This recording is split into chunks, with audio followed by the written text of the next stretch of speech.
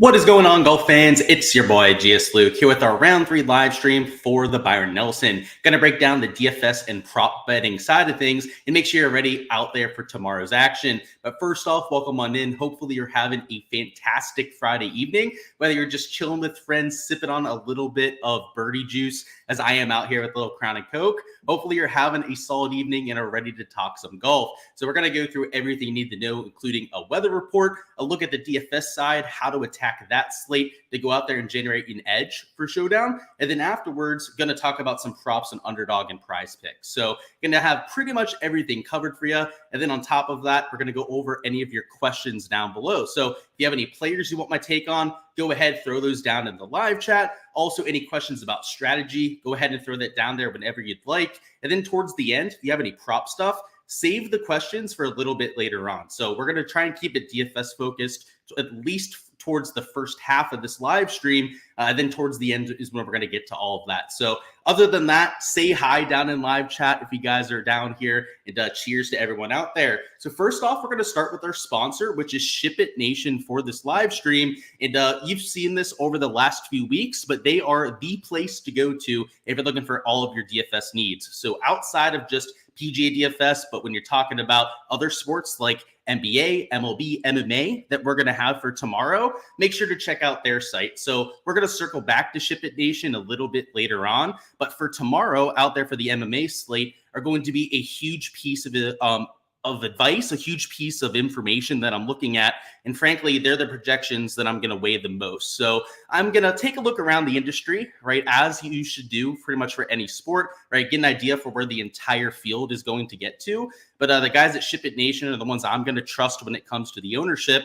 So whether you're playing MMA, DFS, all of the different sports that you can see there, make sure to check them out for all of that. But where I want to start is with, first off, the golf course from today, and then a little look at the weather for tomorrow. And the reason why I want to look at the golf course is that we saw that same trend, right? That trend we were expecting for round 2, where the morning wave played easier. So if you played that weather edge out there for your main slate lineups, you got the advantage out there for round 1, right? If you played the PM guys, and then that same set of golfers got about a 0.9 shot advantage today. So when we sort this by ceiling score, you'll see that a vast majority of them that shot -6 or better were AM golfers. So like Troy Merritt, Vince Whaley fit that description. Same thing with like a Jake Knapp and SH Kim. I believe Ben Griffin was PM. Same thing with Mackenzie Hughes. Same thing with Keith Mitchell actually up there too. We knew that there were going to be a few guys that still popped off, right? That's not surprising, right? We actually talked about that on yesterday's live stream, but a vast majority of these guys, -6 or better, right? You're talking about Adam Scott, Mark Hubbard, another PM guy. I also believe Hisatune was another PM golfer, but like Kelly Craft, Coles, Endicott, like you just go down this list, the guys that are -5, -6, almost all of them were AM wave golfers. So when you get that 0.9 shot advantage, that's what you're going to see, both from the average score and from the ceilings performance perspective. But we don't get that out there for Saturday. So the reason why I wanted to point this out was that the higher winds did lead to a harder winning score, right? The first day the PM played easier, right? First off, because it also heated up, but also because the winds kind of died down a little bit. So out there for Saturday, where it looks pretty flat when it comes to the winds, I think that the PM wave is going to play as easy as the morning, if not actually slightly easier. So if we take a look at this HRRR forecast, you'll see that the wind gusts are, kind of all over the place, right? Towards the middle of the round, it actually looks a little bit calmer than what you have towards the very beginning of the day, and then very late towards the late afternoon.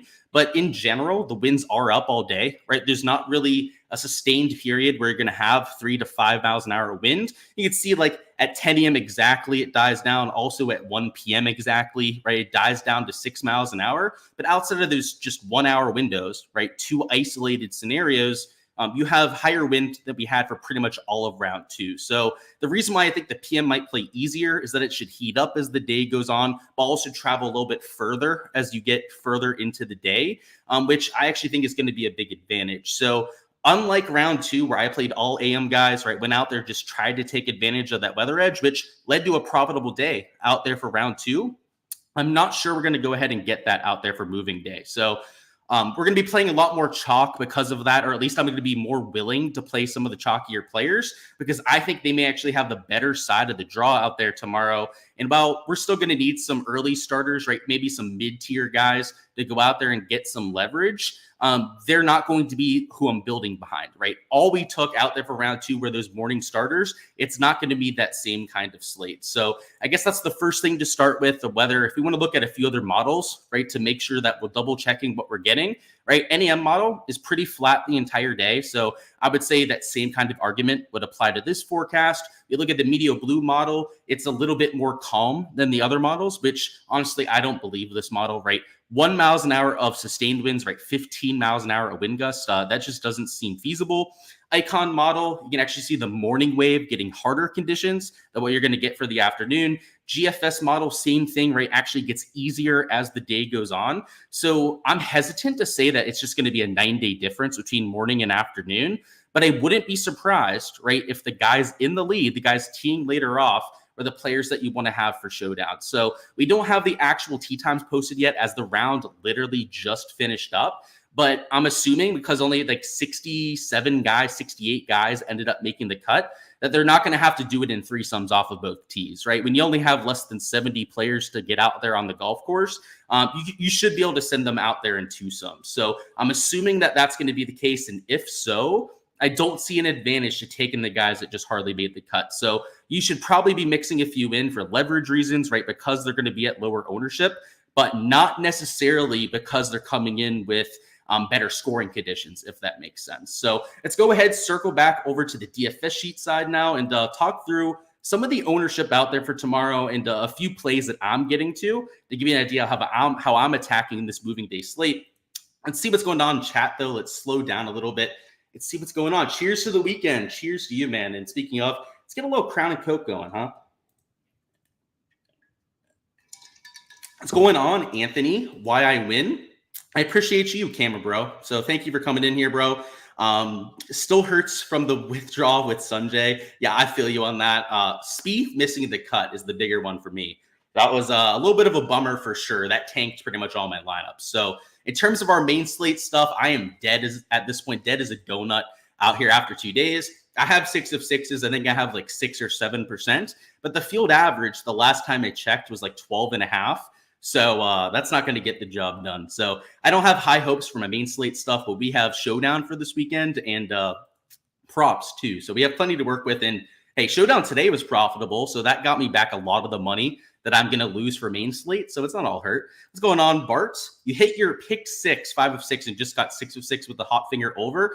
There you go, dude. That's awesome. Great to hear that. Yeah, those pick 6 stuff we put out definitely all hit yesterday. So hey, if you tailored those, good stuff. I think you added to it, right? If you got to a whole 6 plays, so good shit, my dude. That was that board. I wish I could play it down here in Florida.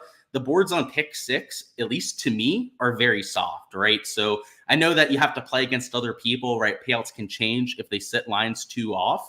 But hey, I'm sure the payouts aren't going to be too bad. That's for damn sure. What's going on? Some cashes, but down a little bit for Showdown. Main slate, a few 5 of 6s.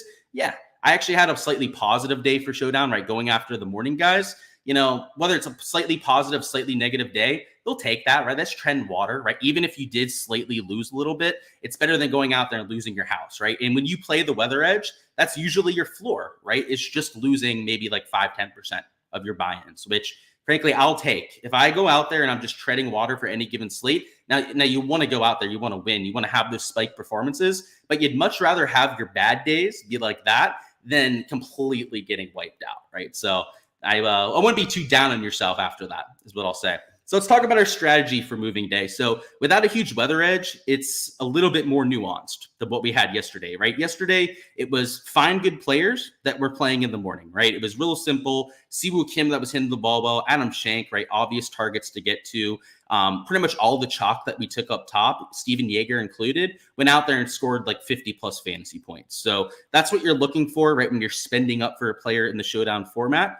For moving day, I think you have to be a little bit more picky about it, right? Rather than just going out there and taking AM players, we need players that are first off hitting the ball well over the first 2 days, right? That's pretty similar to what we had yesterday, but you're going to have to open up your range of outcomes, right? Like an Adam Scott, a Tom Kim, sure, he's going off early there at -6, but Adam Scott has like a middle of the day tee time, right? There are guys I'm playing at like -9, -10 out there for their score that are teeing off towards the end of tee times. And, I mentioned the few forecasts, right, that are actually favoring those tee times. I'm not counting on that happening. But if you're telling me conditions are going to be equal across the board, right, the guys that are playing well, that are in form, right, you're going to have at least a handful of them play well, right? You're going to have a handful of the guys that are shooting, -9, -10 at this point, go out there and shoot 6, 7 under par tomorrow. In fact, the leading score after 3 rounds, I'd have to imagine it's going to be close to 19, maybe even 20 under par. In fact, if somebody that's out there at like -12, -13 goes out there and has themselves a day, maybe it's a 20, 21 under par winning score after just 54 holes. So you're going to have to go out there and get after it. And players like an Adam Scott that are playing solid golf, Tom Hoge, absolutely striping the golf ball, just can't make a putt. I mean, Adam Scott too, he actually lost strokes putting today, was really good with the tee to green play. Players like these two that are doing it sustainably, right? And for these two, it's been over the first 2 days at this stage, are what I'm looking to get behind, right? I want a player that can go out there, take what they're doing, improve on that out there for moving day, and have that spike performance. But I don't want to tail out there for tomorrow, right? Are players that did it unsustainably, right? That gained 4 or 5 strokes putting, that gained 3 strokes around the green. That is a very hard thing to replicate out there on the PGA Tour. So really what I'm doing, right, is up top, there are going to be some chalky guys that I'm taking, right? Especially guys that are in the middle to maybe latter half of tee times. There are a few lower owned guys, right? Like Tom Kim, who honestly, I call him lower owned, but he's still 20% owned, right? That I'm mixing in up top, right? But there's a lot of stands that I'm getting to up here. And frankly, for me, it's a lot of guys that are doing it with their ball striking. That's what I'm looking to tail over the first 2 days, as opposed to people doing it with their short game, right? Kind of luck sacking it. Now, if there's a elite tier putter, right, that's going out there and getting it done with the flat stick, I'm not going to hold it against that player because that's just kind of what they do. But if you show me a ball striker, right, that's going out there, ball striking the ever living hell out of it and bleeding with the flat stick, well, that's where I'm going to try and take advantage. So Adam Scott checks that box. Same thing with Tom Hoge. Tom Kim has been maybe not as sharp of a ball striker, but still, right, not really doing his thing with the flat stick, right? Give me some positive regression with these kind of players, right? Give me that spike day like you had with the Siwoo Kim, who went out there, bled strokes round 1, right, lost to the field, and then today gained about 2 strokes to the field with the flat stick. So if you can do that, right, if you can flip that putter, he didn't do anything special with the ball striking, by the way. Almost all of his shots gained the ball striking came on the last hole where he hit it to 4 feet for eagle. Outside of that, he was about neutral with the ball striking and had been like carrying his game with the flat stick over like the last like 4 or 5 holes. Somebody like that can happen, right? If you're somebody that's going out there doing it sustainably, right? Set up all those birdie looks. And if Adam Scott starts making them with that long putter, watch out, right? Tom Hoge, who was absolutely lighting up with the flat stick over the last 2-3 events, right? Gaining like 0.7 strokes per round. If he goes out there and he does that again, right? Book it, right? That's like a -7, -8 round right there. So that's what I'm looking for players. And Adam Scott, a Tom Hoge, a Tom Kim for that matter, are all players that have gained with the putter in the past, right? They're not a Luke List. They're not somebody like a Lucas Glover, right? That has a really hard time gaining out there in the greens. There are players that you would not be surprised at all to see go out there and gain those 2.5 strokes. So that's my approach. There are a lot of players in this range that I'm taking. I guess just to give you a few more, Jaeger's hitting the ball well. I'm totally fine getting behind that.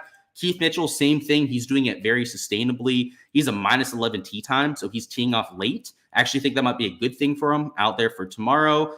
Who else?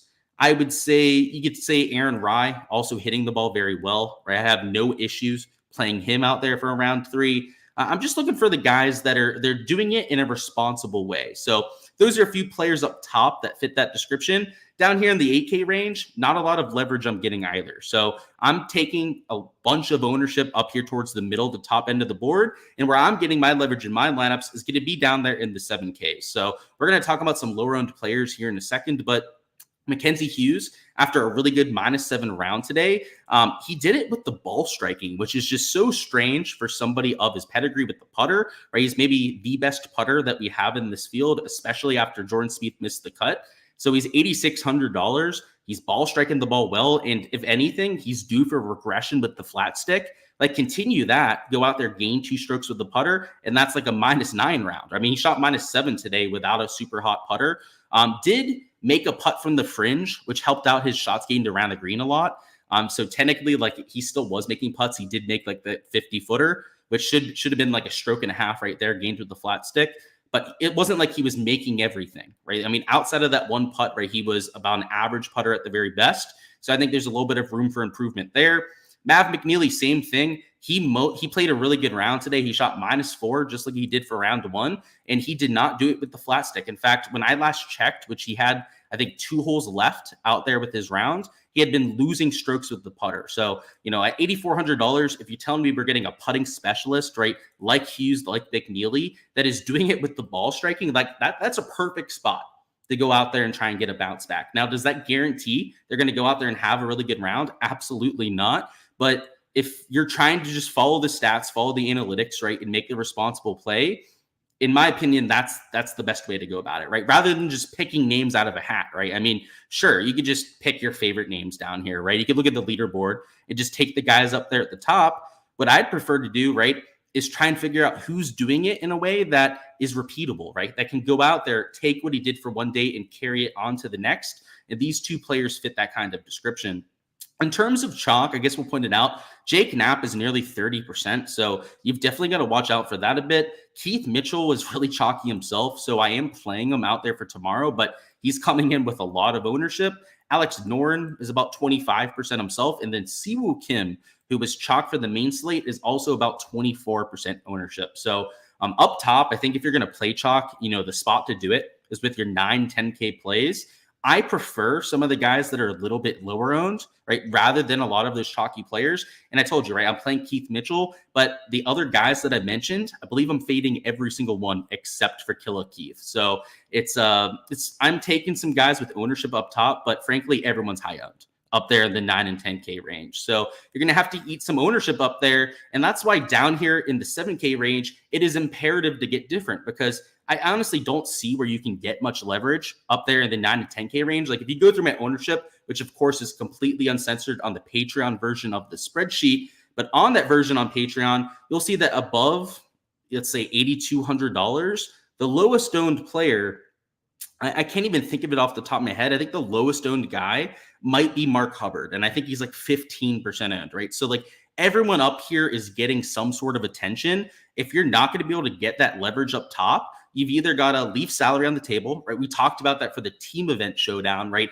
Leaving salary on the table as a way to take more chalk, or you've got to really differentiate in the 7K range, right? And what I prefer is to spend most of my salary, but to go down here and be a little bit more different about it. So Daniel Berger, I've got at about 10%. I wouldn't call him a diamond in the rough by any means. It's certainly not a sub 5% owned player that you're using for mega leverage tomorrow. But at 10%, it's pretty reasonable compared to guys like a Matt Wallace, who I have a higher ownership. Same thing with Pendrith. He's about 15% owned out there in my ownership projections. Even Dunlop, I've got it like 12, maybe 13% there. So 10% for Berger is, again, like I said, reasonable out there for an ownership projection.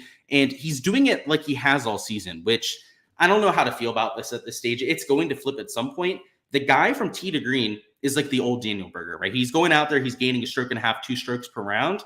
The putter remains to come around. Now, he's made a few putts this week. It's why he made the cut at a birdie fest, right? You've got to be able to make a few birdies to go out there and get to the weekend with a -6 cut. But at some stage, whenever we get the good Daniel Berger putting round, he's going to go absolutely boat shit crazy nuts. I mean, he's going to make like 8, 9 birdies in that kind of round. So I'm going to be there. It's why I took him for the main slate this week. I'm going to continue to play him until that happens, because this kind of stat profile, I mean, if you just look at the stuff this week, just to give you an idea, right, of how he's playing. So Daniel Berger, wrong tab. Let's get to the stats tab over here. Where are we at? So Daniel Berger to this stage has gained a little bit with the putter. So that's actually great to see. And see, this is actually just his round 2. So he gained a little bit with the putter today, but gained a stroke on approach. He gained half a stroke out there off the tee. And if we take a look at the round 1 and 2 averages, that's where you can see the putter, right, comes back down to neutral, right? You can see he's only gaining about 0.25 strokes per round. And then all the other 3 categories are dark green over there on his data golf profile. So that's what you want to see. You want to see somebody, right, that is not carrying their game with like the around the green play or the putting, and that has the potential to get better, right? And to this point, right, he shot -4, right? And that's without having that hot flat stick. Like, imagine if he's able to go out there and gain those 2 strokes to the green. So that's what I'll say about D-Berg. That's the kind of player that I'm looking for in the 7K range. Like usual, guys, I show you a few players that I'm getting to. It's not so much, to go out there and tail, right? When I go out here and talk players up, it's more so to give you an idea of the players that I'm looking for, right? Obviously, it's shots gained tee to green. That's the number one thing that I'm looking at. And then a little bit of putting regression, right? Hoping that we can get that to go our way out there for Saturday. So in this range, there are a few other guys I'm taking as pivots. Just to, I guess, point out a few. Let me double check on my other tab, actually. Make sure I give you guys players that are 100% in my player pool. But out there for tomorrow, who else do we have in the top end of the 7s? Luke List, another player that I'm taking. And then that's actually about it up there in the top end of the 7s. So my player pool is a little bit smaller than normal out here for tomorrow. Most of the reason for that is that I have the players that I really like, and I'm willing to take larger stands on them. So like Luke List, for example, he's another guy that's just doing it with the tee to green play that has proven that he can have spike rounds. Ever since changing putting equipment, right, Luke List has had a much better go at the flat stick. Now, it's not like he's been consistently good with it, right? In fact, round 1 was horrible out there with the shots gained putting, but he does have rounds where he goes out there and gains a stroke and a half to 2 to the field. And if he's able to do that with the ball striking form that we've seen, that's a deadly combination out there for the Showdown format. So you can tell, right, a lot of my player pool is catered around that. And I'm not taking that many 6K players because I'm not being as aggressive towards the top end of the board. So these are actually some of the lowest players in terms of price that I'm taking. The cheapest guys that I'm even considering on the board. Campillo was an absolute monster with the approach play today. So if you take a look at Campillo's approach stuff from today's round, he gained 4.48 strokes to the field. So that is next level stuff. That is going out there, really asserting your will on the rest of the field. So yeah, if you gain over 4 strokes approach, I'll play it for Showdown the next day. So $6,700, more of a flyer play than anything, right? He is only 5% owned too out there for Showdown. And honestly, that 5% is almost entirely driven by the fact that he had such a good approach day, right? I know people are going to check the stats on Data Golf and are going to take a shot on that sort of player. And the last player we'll go through together here in terms of a player pool hit tip would be Patton Kizzire at $6,600. Another player that lit it up with the irons today. And in fact,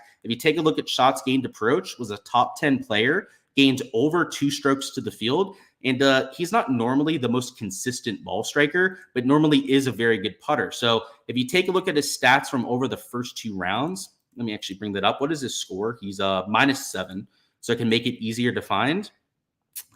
Patton Kizzire has gained a little bit with the putter so far this week, but is gaining 1.5 shots gained approach per round. So had a solid day 1, even better day 2 when it came to the shots gained approach stats. Is losing a little bit off the tee, which is a little bit concerning, right? It's 0.79 strokes per round that he's losing off the tee. But that approach play is really the key indicator that I'm looking for because he's the kind of player that can gain 3-4 strokes putting it around. He's extremely volatile with the flat stick. He's always a target out there for Showdown when we get to a birdie fest like this, and is also going to come in with next to no ownership at 1.7%. So up top, right, we're going to have guys that you have to eat at high ownership. Again, a lot of that is just a product of some of the chalk missing the cut, right, of the fact that we don't have a ton of guys up there in that 9-10K range. So take your guys up top, right, take your guys with their ownership, and then towards the bottom end of the board is where you should get a little bit different. Now, if there are chalky guys that you're going to mix in that 7K range, we'll touch on a few ways you can get that done out there from the lineup construction, but it's going to require you to leave salary on the table, right? You're going to have to go out there, really get different from your lineup construction, and it's possible. You could definitely pull that off for the large LGPPs. It's just not my preferred way to go about it. So that's what I'll say about that end. Let's catch up on any questions that you've got and then talk lineup construction and props real quick. The Live Golf starts in 5 minutes. I know we're not going to be done in that 5-minute time frame, but I don't want to miss too much of it. So we'll get through this quickly. Did I see Spieth get that nice bounce back onto the fairway? I did. I feel bad for the guy, right? If you're going to hit somebody, put a real welt on them, like what you saw with that guy, you got to pay it off, right? You've got to make a birdie, at least got to par that hole, right? You can't 2-putt. I think he 2-putt bogeyed that hole or something like that, or 3-putt bogeyed, I should say. you got to pay it off, right? So yeah, I saw it. Feel for the guy. That sucks. Who barely made the cut that is going to have a big day? For me, Tom Kim checks that box. Tom Kim's hitting the ball well. He's rounding in the form like you've seen over his last few starts, and he's yet to really get the putter working. And kind of like a Tom Hoagie and Adam Scott, he's a very streaky player when it comes to the flat. He'll make only like 2-3 birdies a round, right? Just kind of grind it out, go out there, post something like 1 over, maybe even par. Or it goes out there, he's making absolutely everything. It shoots something like 7-8 under, right? That's what we want for Showdown, right? We want somebody that's going to be all in or all nothing out there for tomorrow. And that's the kind of player you're hoping for, right? And at -6, Harley making the cut, we know he's going to be aggressive, right? He has nothing to lose, starting in pretty much tied for last place. So why not go out there and try and shoot something super low? So yeah, I love Tom Kim. And in terms of chasers, right? In terms of guys for leverage, there's a lot of incentive, right, to taking those chasers, right? So that's why I think the lineup where you're taking a bunch of chalk and then leaving salary on the table is just not what I would go with, because the Tom Kims make a lot of sense. Like Luke List at -6, like he's going to go for it. We know that, right? He's going to take aim at every single pin. Heck, even like Mark Hubbard, you could say that about. Anyone that's like -6, -7, right? Tom Hoagie, same thing. These guys don't care, right, about starting in 40th place. I care about shooting something like -7, -8, and at least getting to within a pipe dream of finishing in the top 3. So, yeah, I don't mind him at all, but my favorite's Tom Kim, and there are a lot of those players that I like. Can we trust Coles? Probably not, right? He's not been a very consistent player on tour. Now, the one thing I'll double check on, right, are his shots gained metrics, just to get an idea of how he got it done today. So let me find that for you real quick. I have no idea where he placed. So it's going to take me a second to find him on here, which, speaking of, I'll take a sip of my drink.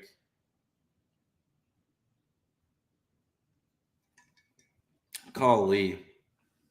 So he's tied for 5th. I started too low. I assumed he wasn't top 5 or something. My assumption was definitely wrong there. Right, he's gaining 1.6 strokes around the green, 1.4 strokes with the putter, 3 strokes, right, with the short game. Like, no thank you, right? Round 1, it was a similar story, right? He gained 2.7 strokes around the green and 1.5 with the flat stick.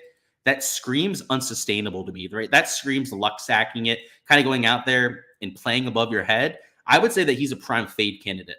Favorite guy at 7,600. Well, let me see who we have there. So 7,600 would be Luke List. So your chalky option would be Taylor Pendrith, but Luke List would be slightly lower owned, and I think a similar upside type of player. So yeah, I would go Luke List out there at that number. List flipped out a bunch today, but I see him in the trees with no gaps. He just went for it straight into the bunker. Yeah, I love that for Showdown. Yeah, he's that type of player, huh? He'll just take it on. He really doesn't give any fucks out there when he's playing golf. I love that, man. He's an absolute striper too, right? You know, if he's starting and tied for last place, that guy is going to take aim at every single pin and just try and make 9 birdies. And he's one of the few players on tour that I think can actually pull that off. So let me bring up DraftKings. We're going to make a few lineups real quick. And then, like I said, the Live Golf starts like right now, and I want to watch that. So let's go ahead and just do this rather quickly. So in terms of lineup construction, right, up top, I'm not thinking about it all too hard, right? Usually I say pick where you're going to get different before you build your lineups. I picked where I was going to get different before I built my player pool, right? I knew up top I was going to take a bunch of chalk, maybe a low-owned guy or 2 up there, right, like we've mentioned. But down low is where I'm really going to get different. So we don't really have to think about it all that much because our player pool was already designed, right, to get us to that leverage and all that kind of stuff that we're worrying about. So up top, just kind of click your guys. So let's start a little bit more balanced here. Let's go ahead and throw in like a Jaeger to start. Our second man in will make a Tom Kim. Third man in, I'll go ahead and throw a Hughes in. We'll also throw a McNeely because we can afford it on this kind of lineup construction. And then you'll see, right, even if I'm pretty aggressive up top, right, 2 9Ks, 2 8K players, I'm still at 73.5 remaining for my last 2 spots. So I don't need a 6K player. If I wanted to go down and nab one of those 6K guys that I mentioned before, like it might be great. What was the price tag of those 2? Let me double check. It was $6,700 for Campillo down here. You throw Campillo in there, now I'm back up at $8,000 remaining. So these kind of players are just luxuries for me, right? It's not like I'm jamming in a bunch of 6K guys because I like this 9, 8K range a bunch, and I think there is a lot of quality plays that you can jam in. I don't need to get as different down there in the 6 and 7K. So, I still have to find some leverage. So Campio, right, he's sub 5%. But because we have 4 pretty chalky guys to start, right, our last man in here can't be a mega chalky guy like Knapp. Like if we finish this off with Knapp, sure, you're leaving $100 on the table, but you just have 5 chalky guys, 1 pivot. To me, that's not enough, right? So I wouldn't take Knapp there. If you finish it off with the Hostler, I'd feel much better about it. That would actually be spending all your salary, but you're taking Hostler, who's going to be sub 10%. So you've got a sub 5%er, you've got a sub 10%er out there with Bill Hostler. You've mixed in a lot of guys in the 8, 9K range that you just think are quality players. And that's how you kind of build a lineup out there, right? So it's not the names that matter so much as opposed to, right, the ownership that I was trying to limit out there with building that lineup. And knowing where you're going to get different, right? Knowing that you're going to take a 6K guy to get different is a really good way to set up that leverage to the field. So that's all I'm going to say for lineup construction. It's not rocket science out there. I think maybe in the 8K range, you can get a little bit different about it. And speaking of, I know before I mentioned that there weren't a lot of leverage plays up top. Let me see who the lowest owned guy is. You got Hostler's 9%. So he needs $8,000, right? So he's technically an 8K guy, but he's at the bare bottom of that, right? And he's 9%. Outside of that, the next lowest owned player is Jason Day, of all people, right? Jason Day at $10,300. I've got it 15% projected ownership. So it's, again, I think it's pretty obvious where you're going to have to get different on this kind of slate. And that's how I'd approach it out there for moving day. That's it for the DFS section. If you're just here for that, go ahead, smash the like button on the way out of here. And best of luck with any lineups that you enter. But still going to go through props, all that for tomorrow. We do have a full underdog board to go through here. And some prize pick stuff a little bit later on too. So it doesn't look like they have their PGA board up quite yet. So we're going to start with underdog, go through all of that. Based on weather conditions, moving day pins, we're going to see some good scoring once again. So scoring average today, if we go ahead, just separate it, just take a look at the overall scoring average. It was 2.4 under par, right? Early on, when you had slightly better conditions, it was a whole 2.8 under par. I think the day tomorrow is going to be pretty flat with scoring. I don't think there's going to be a huge difference between the morning and the afternoon wave, but I think something like 2.5, 3 under par for the field is what we're going to see for scoring, right? It should be really good. I don't think this wind is going to cause too much havoc out there. But when I was taking a look at the strokes lines over here on Underdog, kind of like yesterday, the last stream that we had, I think they're too optimistic, right? Like they have every single player in the field at 67 or 67.5 strokes, which means to cover, right? Somebody at 67.5 would have to shoot -4 out there for moving day. And if I think the scoring average is going to be like -2.5, -3, that's asking them to gain a stroke and a half, maybe just a stroke out there to the field, which is far from unrealistic, right? I think that is somewhat within reason, but not all of these players are guys that you're confident, right, gaining a stroke or two to the field, right? Some of them are, right? Like a Tom Kim, for example, at 67.5. Like I think that's a pretty good spot, especially with an early tee time. So actually, just speaking of, I'll go ahead and throw them into this slip right now. But when you have guys that are teeing off later that aren't as proven of a prospect, I have a hard time wanting to play them. Like Jason Day, for example, right? He's at 66.5. Like that is way too low. Like just based on number alone, you would want to go out there and fade that because he has to shoot -5 to go out there and cover that. And, that is sure possible. But today, right, didn't he shoot like -2 or something like that? Let me double check. So I know he shot -6 overall. So it was -1 out there in round 2. Like it's obviously possible for him to go over that kind of line. Now, maybe we try and find somebody that shots gain metrics look a little bit uglier. Because that's the other thing to consider with this, right? Isn't just scoring conditions, isn't just overall pedigree. It's how they got it done for rounds 1 and 2. So that's what we'll do with these two players. So to give you an idea out there with Tom Kim, who hardly made the cut. Tom Kim, where you at? So Tom Kim's losing with the putter, right? Losing around the green, but gaining with the approach play and gaining off the tee. So that's the kind of skill set that I'm looking for. Whereas Jason Day down here, we can see, right? He's gaining off the tee. We like that, right? But he's losing on approach and he's gaining over a stroke with the flat stick. So this isn't a horrible stat profile, right? It's not one where somebody's luck sacking it over the first 2 days, but he's certainly not doing anything that makes us feel great about how he played over Thursday and Friday. So Jason Day, right, at a 66.5 projection, like Tom Kim 67.5, like I'd lean under Jason Day 66.5 for the over isn't just lean. Like that feels like one of the better plays that we can get to on the slate. So I am interested to see where Prize Picks is going to have this board here in a little bit, but just based on what I've seen so far, those are the two main props that stick out. But I haven't even looked at everyone yet. I haven't looked at every category quite yet. So this isn't for sure a slip that we're going to get to, but definitely two leans at this stage. Let's see. Guess you had the wrong Kim this week. Any thoughts on the young kid, Chris? Yeah, Chris Kim, what a week, first off, right? He's like, what, -7 after the first 2 days? They didn't show him or anything on the broadcast. Actually, I was watching ESPN Plus, so maybe they did on the main broadcast. But I haven't seen him play. Maybe they'll show him more over Saturday, Sunday. I imagine the kid's an absolute stud, so we'll have to see. I don't know much yet. McLovin, and by the way, his shots gained approach, I had to check out the stats, right? Because I know we couldn't watch him play, but we can check the stats and the shot tracker out. He's gaining strokes on approach. I think it was like a stroke and a half per round over the first 2 days. That's impressive as hell. And I think his putter was like a neutral, maybe even a slight negative over the first 2 days. So in theory, I guess he could play Chris for tomorrow. Like, I mean, the shots gained metrics don't look horrible. He's just a 16-year-old kid, right? So obviously it could go pretty sideways. Brian says, McLovin got Tambo for the Showdown main, you were saying, I guess. You were close to Tambo with 5 holes left. Yeah, I know you were saying that in the Discord before, that it was a pretty close call with you three up there. Yeah, sometimes the birdies go your way. Sometimes those bogey-free round points, right, go your way, and sometimes they don't. So, hey, it was a good sweat, it sounds like, that's for sure. And, hey, if you're playing against Tambo and McLovin, those are two sharps out there. So if you were going out there and you were going toe-to-toe with them, that is an accomplishment on its own. So good stuff, Brian. Hopefully you can run it back for today. For tomorrow, I should say, out there for that.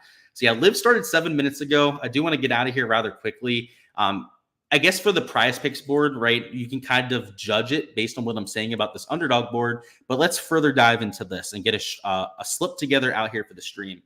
So let me go through this. Let me get a sip of my drink here, too, as I go through some of these players. So we have these guys that are juiced 1.1x to the under again. Like, I even like Keith Mitchell for tomorrow, but there's no reason that they should have a 1.1x multiplier. There really is. There's no reason for it. That slip we took, by the way, that was Benny Ann, Minwoo, and Shank unders on birdies. 2 of them hit, right? Who was it? It was Shank that went over. He made 6 birdies on the day, and he had 2 birdies he made from like 35 feet, right? So if it wasn't for him luck sacking those 2 birdies, right, Minwoo went under, Benny Ann, right, went under his projection quite comfortably. We probably would have hit that 3-man unders at 5.5. So moving day pins, I do think it'll make the birdie average go slightly up for the field, but at the same time, we went 2 for 3 on them today. There's, again, no reason that they should be 1.1x for the under. So I think somebody like Keith Mitchell is probably not my favorite fade just because he's, I think, a good player. He's in form, right? He's somebody that makes a lot of birdies. Benny Ann, on the other hand, right, a guy who really struggles with the putter, like, count me in, right? Who else?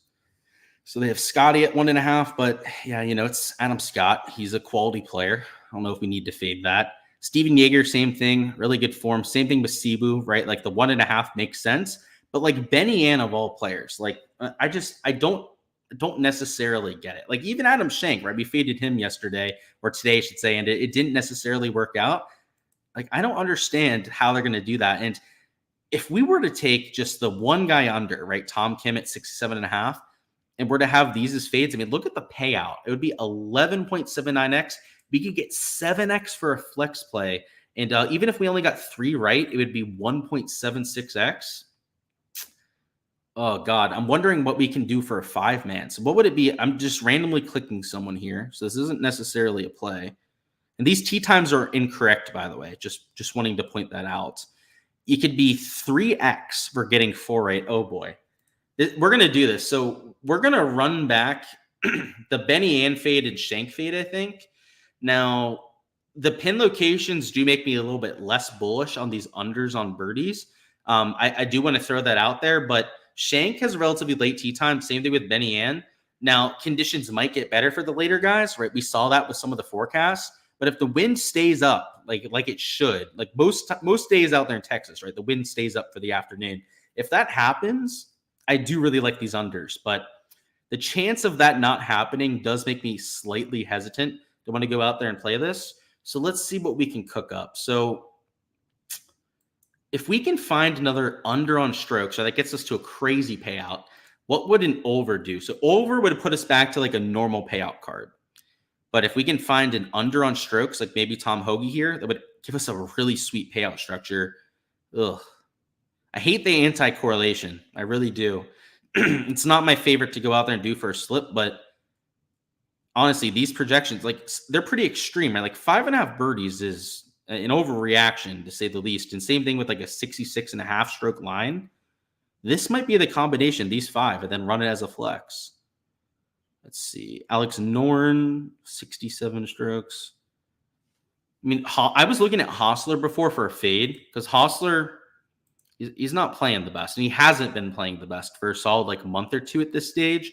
So I was looking at him for a fade, but maybe we do this. The Jason Day prop is definitely off. These birdie lines I'm a little bit scared about, but they're also giving us the incentive of that 1.1x. So, we're just going to go with it. We're going to go. This is a little bit of a gut slip, and we're going to put a whole 97 bucks on it. So if it wins, we get just under 1,300. Oh, that would be pretty sweet. But more importantly, if it goes 4 out of 5x, which is far more likely, right, than it finishing 5 out of 5, we'd still win 322 bucks. So I'm going to go ahead and take that out there for that. Oh, location error. Okay. So I guess we'll reload it and see if it'll let us enter. Yeah, being down here in Florida, by the way, a lot of times this stuff glitches out. So it's a little bit of a pain in the ass to get stuff entered sometimes. But yeah, there we go. $9,700 to make just under 1,300. I don't normally enter these 5-man slips, but just based on these multipliers, I'm kind of feeling the risk a little bit out here for Saturday. Why not go for it? So it was an under on Tom Kim strokes and over on Jason Day. These are both early tee times, right? Jason Day, Tom Kim are both teeing off early. I do think that the conditions are going to be a little bit windy early on, but it's a whole different thing to shoot -4 versus -5, right? And one guy's doing it sustainably, Tom Kim with the shots gained, whereas Jason Day is doing it in the complete opposite fashion. So that's why we took, an under on one and over on the other. These birdie lines are for the later tee times, like I was mentioning. I think the birdie average will probably be like 4.5, maybe like 4.7 per round, something like that out there for moving day, which, is much lower than this 5.5 number. It essentially means that these two guys are going to have to gain 1.3 birdies to the field to go out there and cover, which I'd probably put them both at like 0.9, maybe a birdie gain to the field for their average, but that's still lower than 1.3, right? So they're going to have a better than average day for themselves to go out there and cover this. And we're getting a 1.1x multiplier for taking the under, which again, I think is the more likely side out there from the odds angle. So that's why we took those two. And then Tom Hoagie, kind of like Tom Kim. I know we didn't look at the shots gained metrics. I'll show you them right now. He's doing it in a very, very similar way. So this is the event averages, and let's find him. I know he's -7. So you can see he's losing with the putter. He's losing around the green. He's gaining a bunch on the approach play and then gaining off the tee. It's just vintage Tom Hoagie, right? Ball striking phenom. And the putter this year has been a lot better, right? So him losing strokes putting in the past would have been pretty normal to see, right, out there from Tom Hoagie. But out here in 2024, he's been one of the best putters in the world. So I would expect to see that turn around sooner rather than later. And if he continues to ball strike it like he normally does, like, watch out for him. So that's the idea with that slip. And hopefully that yapping has given us a prize picks board. And if not, I'll give you guys a little bit of a game plan. So I'm assuming that the strokes lines are going to be pretty similar across both sites. In fact, I think that Prize Picks might post them all 0.5 higher. So I would expect to see guys like an Adam Schenk, for example, probably posted at like 67.5 on Prize Picks. So rather than taking like 3 fades like we did for that slip just now, I'm probably going to have more unders on strokes and maybe even some more overs on birdies over there on Prize Picks. This board is definitely very optimistic, right? I mean, like, literally everyone is at 67.5 strokes or better out there for the field average. And I think the field average for strokes on the field is going to be like 68.5, right? Maybe 68 strokes out there for Saturday. So Prize Picks will probably adjust for that. They'll probably make a board that's a little bit more accurate out there for moving day. So just know that I think on that site, like, if you want to take unders, you want to take overs on birdies, that kind of thing, just be a little bit patient and wait for that board. So kind of like the DFS sheets that you see throughout my videos, right? All my prize picks exposure, the rest of the underdog stuff that I'm going to take, I'm going to be posting over there on my Patreon page. So make sure to check that out. If you guys haven't already checked out Ship It Nation, make sure to check them out too. They are the sponsors of this live stream and make it possible to bring all this free content to you guys. So on there, if you're looking for your fix outside of just PGA DFS, like we talk about here, well, check out all the different sports that they cover. So again, code Luke15 gives you a discount off any membership that is longer than a week. So it has to be their monthly or some of the other memberships that they do that are a little bit more than a month. So make sure to check that out. So again, guys, I think that's all I've got for this live stream. We'll go over any last second questions. But in terms of content, that's all I've got for you guys. Let's see. Can we get a quick pick six? Absolutely. Let's see. So I'll bring that up. And thank you for reminding me, because if you hadn't said that, I probably would have forgotten. So yeah, let's run it back. Let's try and make it 2 cashes on the slips for 2 days. Why not? And it'll be good for perspective too, right? Like, we don't have the prize picks board to look at, but we'll have this board over here at pick 6 to give me an idea where they're pricing it around the industry. So they've got guys at 5.5 birdies, but obviously no incentive for taking them in a payout. What it does look like we have, though, are scrubs posted at 5.5. Like a Kelly Craft at 5.5 birdies, like I'll fade that. A Troy Merritt at 5.5 birdies, like, yeah, get out of here, slapdick. Like, I'll definitely take that fade all day. So those two are pretty obvious spots right there. And then I'm assuming they're going to have some pure slappies down here at 66.5. I mean, like, look at this, right? They've got Adam Shank at 66.5. Like, I'll sign me up for a fade on that.